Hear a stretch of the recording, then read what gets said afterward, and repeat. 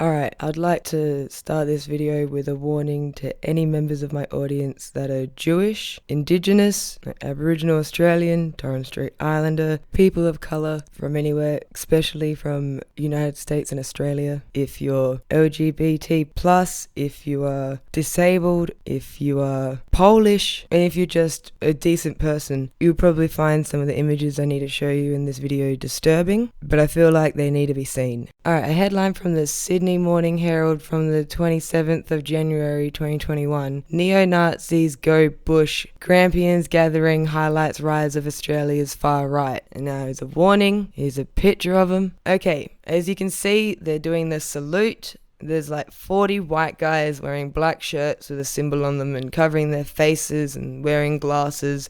And they're holding the Australian flag and these two other flags, and I made the point of finding a photo where it wasn't scrubbed out, because the way I see it is, how are we going to identify them if we don't know what their logo is or their symbol is?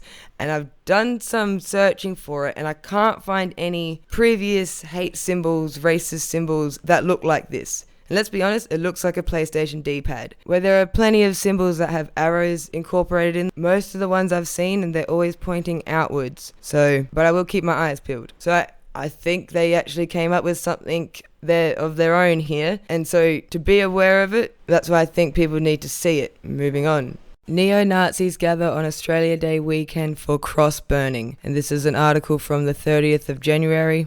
And I chose that headline because it gives fair warning about what you're going to see in the next photo I'm going to show you. Here it is. And as you can see, we have the same group of losers doing some more very racist shit. And I don't want this on the screen for long, so now let's move on to what Alex Hawke, MP, said to Sky News.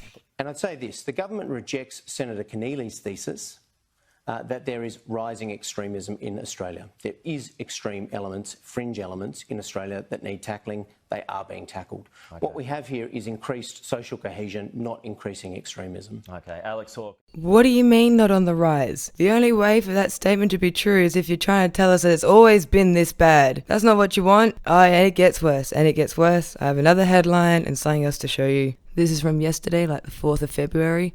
Coalition deletes references to rising far-right extremism in Senate motion. Let me show you what that looks like. Okay, to move that the Senate notes that, this is what the original sentence was, there has been a significant increase in far-right extremism in Australia. And it now says, Australia is one of the most successful multicultural countries in the world. That's insane. What the sentence used to say, far-right extremism is often cultivated through its overlap with various conspiracy theories which have become a common tool to radicalize individuals, especially through misinformation on social media. They changed it to say far-right and far-left extremism and chucked an especially in there. What used to say far-right extremism tears apart the social fabric of Australia's multicultural community. They've changed it to say extremism in all its forms tears apart the social fabric of Australia, in particular across our multicultural communities. It goes down to the next part. What it originally said condemns the members of Hughes and Dawson's for promoting a range of conspiracy theories and misinformation campaigns relating to COVID-19, climate change, voter fraud and false flag operations in the United States. And they've changed it to say the promotion of a range of conspiracy theories and misinformation campaigns by far-right and far-left extremists. The one sentence that goes untouched as condemned is the Nationalist Socialist Network, an Australian neo-Nazi organisation which caused fear amongst communities in the Grampians on both Australia Day and International Holocaust Remembrance Day. What it used to say, other far-right extremist groups which seek to promote fascism and bigotry in our community has now been changed to all other